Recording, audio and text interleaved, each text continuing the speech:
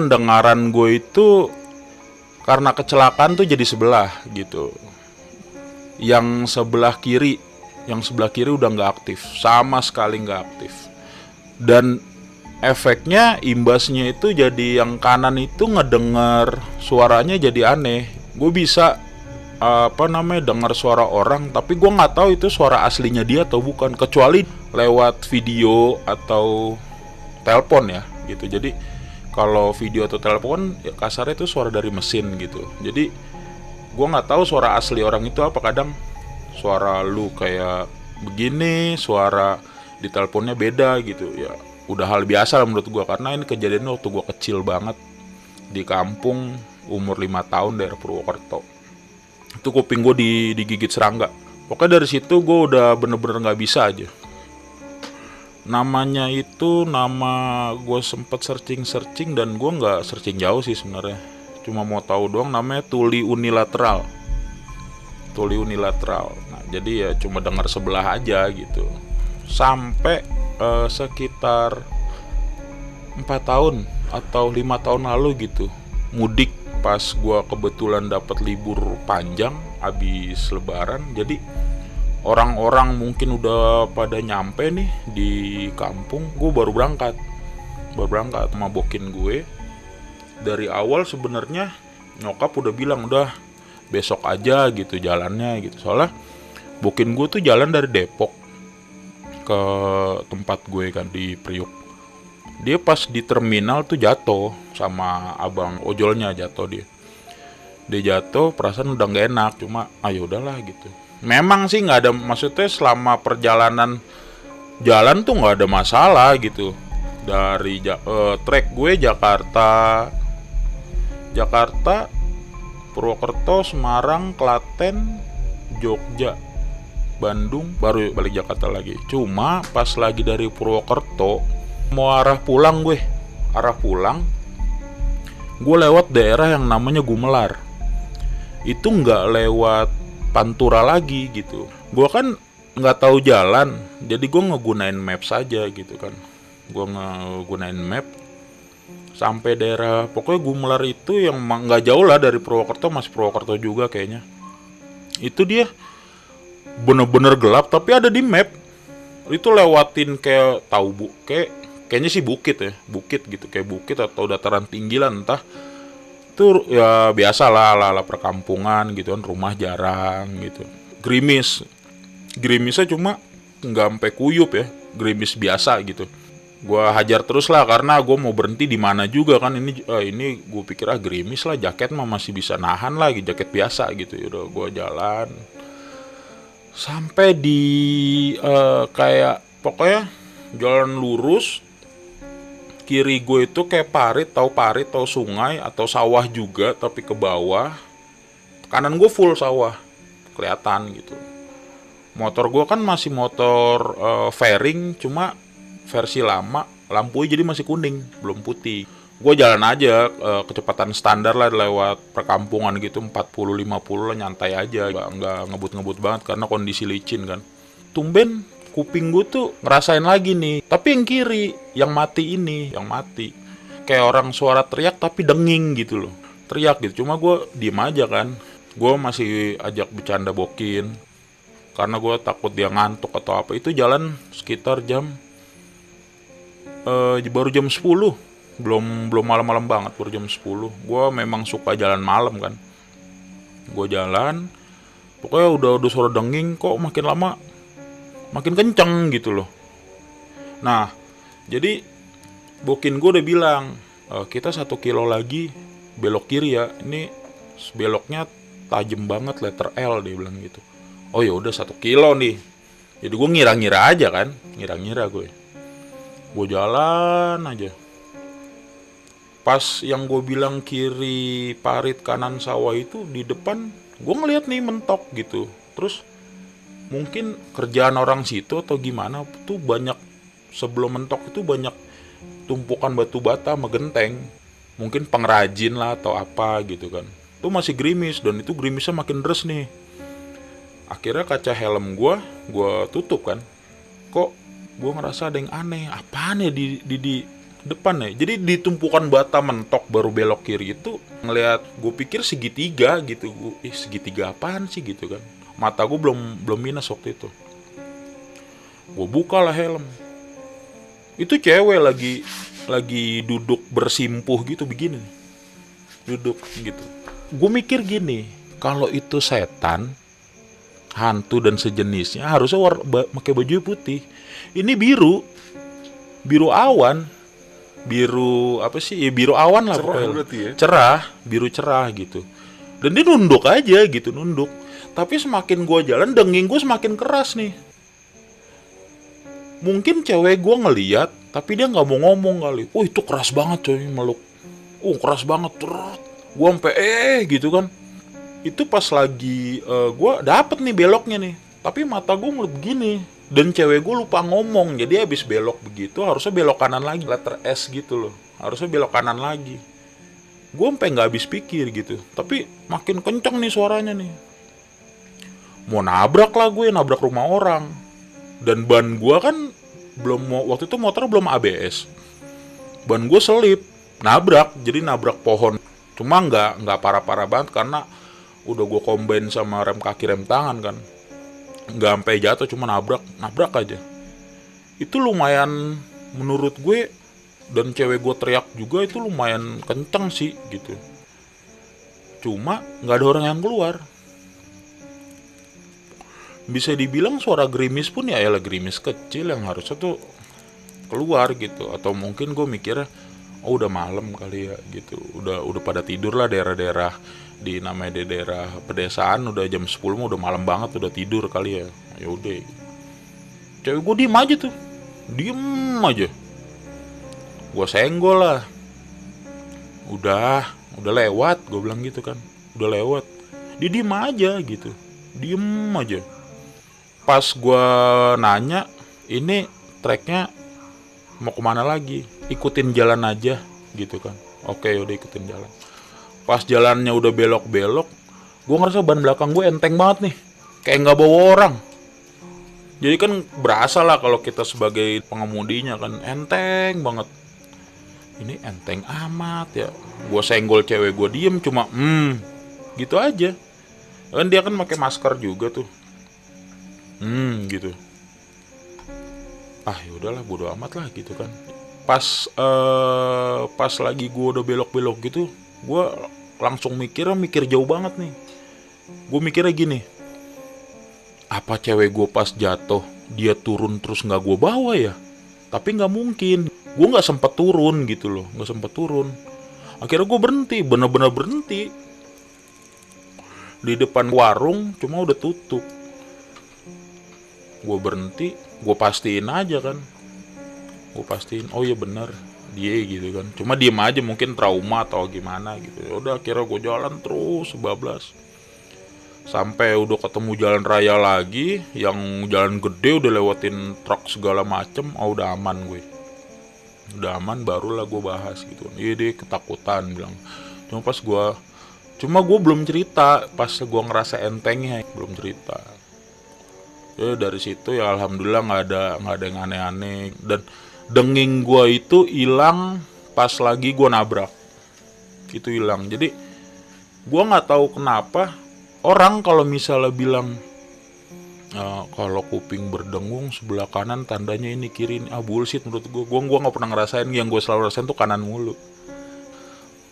Ya karena kuping gue itu kan, gue bener-bener udah nggak bisa. Gue pakai headsetnya cuma satu gitu.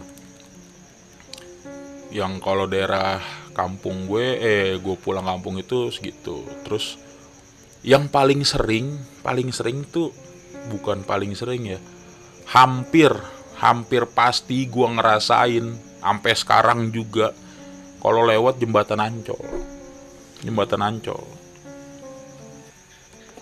Gue tuh sering nongkrong di Pademangan, tempat teman gue.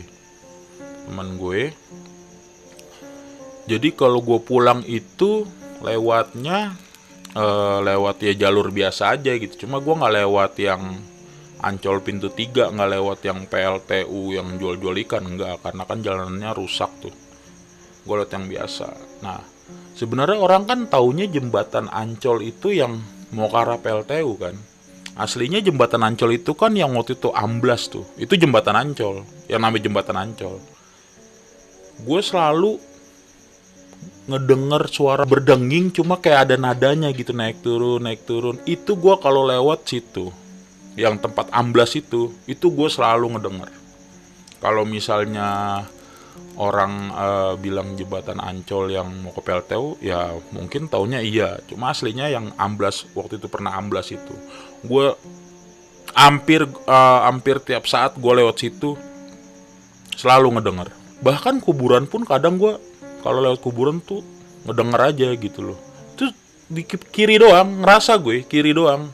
Tumben nih kiri gue nyala gitu. Tapi selama ini nggak sampai ngeganggu atau apa sih, belum sampai yang taraf ganggu atau dia nampakin, kecuali yang pas di gue mudik itu enggak.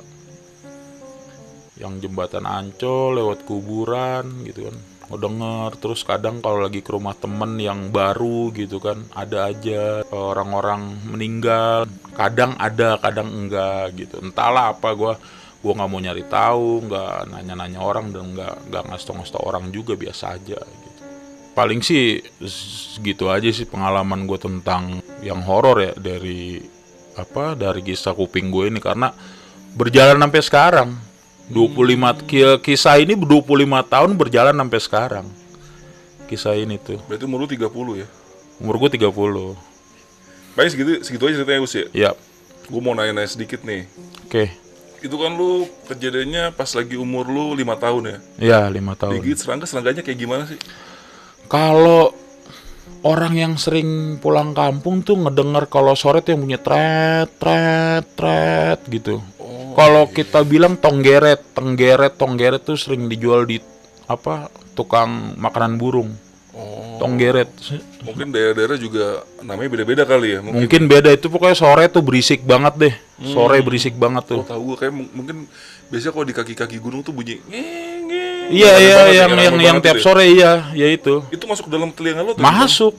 Jadi waktu itu mati lampu. Mati lampu kan di di daerah gue itu lampunya ya cuma lampu buat di ruang tamu sama di luar gitu. Sama ada kayak tiang paling di jalan gitu loh. Itu kondisi lu lagi tidur apa gimana? Lagi ngobrol aja itu. Masuk tiba-tiba. Masih sore jam 7 mati lampu, tek. Nyalain lampu teplok. Lampu teplok. Kayak gini gitu. nih. Enggak, yang tempel. Oh, yang tempel. Yang tempel, lampu teplok tempel. Terus tiba-tiba gue lagi ngobrol. Gue lupa ngobrol sama siapa, kayaknya ngobrol sama mbah gue, almarhum. Langsung sakit aja gitu. Kiri gue sakit aja. Oh, lu nggak berasa pas masuk? Enggak berasa, sakit aja. Terus gue, ya namanya anak kecil, gue korek-korek lah gitu kan. Korek-korek, gue bilang, ih apaan gitu kan. Benyek gitu loh. Benyek. Tapi serangganya kecabut tuh. Akhirnya ternyata ada serangganya di dalamnya itu. Gue sadar-sadarnya pas uak gue ngasih lampu. Kenapa? Tanya kan, kenapa? Nggak tahu nih kenapa gitu. Gue liat udah benyek sayapnya segala macem. Dan mungkin itu ukuran tanggung sih, nggak gede-gede banget, ukuran tanggung. Nah, pas lampu nyala sejam kemudian darah gue udah kering di sini. Ngalir darah gue udah kering gitu. Udah sejam kemudian lampu nyala tak gitu kan. Gue waktu itu mau kencing, udah kencing kan, kencingnya jauh banget tuh ke belakang.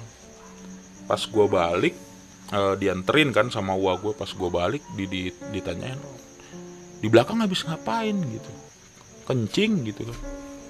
Kok itu berdarah? Apanya berdarah? Kuping. Udah berdarah gitu. Ngalir aja gitu. Cuma mungkin waktu itu kan set 95-an kali ya. Ya belum ini maksudnya nggak biasa ya, nggak panik banget gitu. Make apa gitu, make daun apa pokoknya di tradisional lah gitu kan. Mau ke rumah sakit klinik pun buset jauh banget, mesti ke kota 2 jam. Belum turun lagi kan, kampung gua kan di kaki Gunung Slamet, Gunung Anyar namanya. Jauh banget. Ya udah gitu. Tapi gua Abis itu udah nggak ngerasa apa-apa lagi. Nah bukan bodohnya, gua ngeh-ngehnya itu gua punya pendengaran begini pas SMP. Maksudnya ya gue selama ini fine-fine aja gitu, selama dari gue umur 5 tahun itu sampai SMP ya 12 tahunan lah gitu.